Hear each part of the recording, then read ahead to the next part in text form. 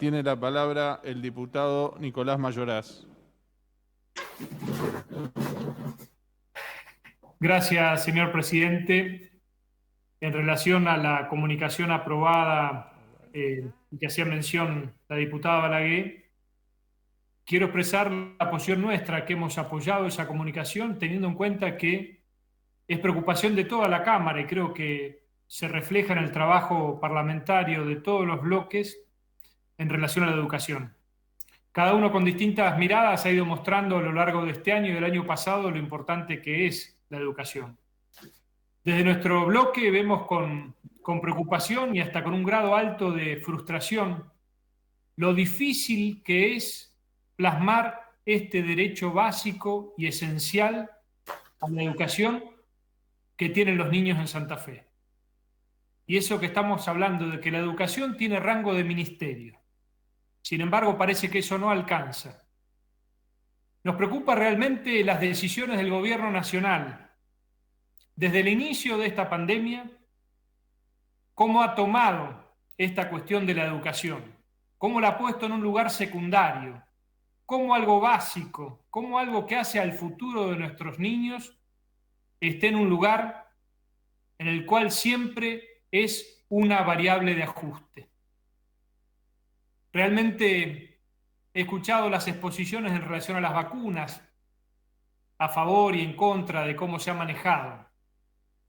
Y yo creo que una cosa vincula a la otra. El gobierno central se ha equivocado al querer monopolizar y concentrar todo lo relativo a la pandemia.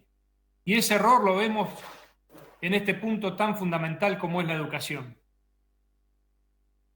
Y lamentablemente en estas últimas semanas las marchas y contramarchas del Ministerio de Educación han puesto en evidencia la necesidad que tenemos de declarar de una vez por todas a la educación como un bien esencial.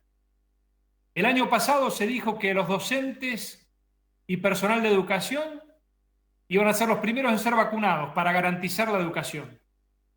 Empezó el año lectivo y el gobierno provincial llegó a ese objetivo de vacunar a casi todo el personal de educación. Y sin embargo, las marchas y contramarchas, algunas presiones por ahí, hicieron que se pusiera en duda la presencialidad escolar. Y así tuvimos otra vez los mismos errores que se cometieron el año pasado. Claro que el año pasado era previsible, o en cierta manera era respetable. Frente a la incertidumbre de cómo manejar la pandemia, había un grado de discrecionalidad por parte del Estado. Pero después de un año en el que la comunidad científica ha tomado un mayor conocimiento y hay mayores consensos científicos acerca de cómo tratar la pandemia o cómo se comporta el coronavirus, realmente vemos que otra vez se repiten algunos errores que no podemos ni debemos dejar pasar. Uno de ellos tiene que ver con ese centralismo porteño que decía antes y que se refleja inmediatamente en las provincias. Y en la nuestra lo vemos en el tratamiento casi uniforme de la provincia de Santa Fe como si fuera una única jurisdicción. El año pasado denunciábamos en esta Cámara que había localidades que todavía no habían tenido jamás un caso de coronavirus y las escuelas permanecían cerradas. E incluso se dio el contrasentido que en algunas localidades empezaron la escolaridad presencial en el mes de octubre-noviembre, cuando empezó el pico de la pandemia en esas localidades. Repito, a lo mejor en ese momento podía entenderse o explicarse en el desconocimiento del comportamiento del virus, aun cuando ya había muchos como nosotros que alertábamos de esta situación y donde además señalábamos la necesidad de preservar a los niños de un trato diferencial que los perjudicara. Y fundamentalmente porque veíamos que muchas localidades, a las que muchas veces cuando se hacen los diagnósticos educativos se los señala como los que están más atrasados o los que son los más perjudicados en la simetría de la educación santafesina. Y ese que era el momento ideal para que ellos pudieran aprovechar la escolaridad presencial, porque repito, localidades que no tenían un solo caso de coronavirus, escuelas rurales que perfectamente podían tener clases, no lo hicieron. Y después la ministra que nos dice que había solamente un 10% de conectividad, lo cual nos deja aún más preocupados, porque realmente nos encontramos que estamos en el mes de mayo y la situación no difiere mucho a la que vivíamos el año pasado. Por eso esta comunicación a la cual adherimos apunta desde nuestra posición a hacer un análisis exhaustivo de cuáles son las soluciones posibles y a no hacer un tratamiento uniforme de todo el territorio provincial. Esto también creo que debe ser un llamamiento a la reflexión como legisladores para tratar la cuestión de cómo estamos administrando esta pandemia.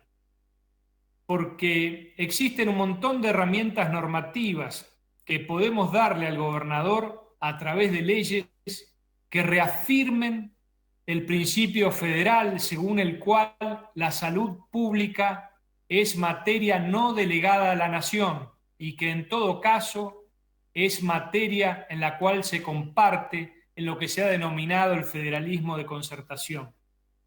Porque si no nos vamos a encontrar con decisiones como las que adopta el presidente Fernández en su DNU, que desconociendo el funcionamiento del sistema sanitario santafesino, desconociendo, por ejemplo, que ciudades como Rosario y tantas otras, como la capital y ciudades cabeceras de departamento, que son centros de derivación de salud, el gobierno ha establecido un semáforo epidemiológico según el cual, por el solo hecho de tener un alto grado de saturación de camas, no se va a permitir ni la presencialidad o incluso la virtualidad.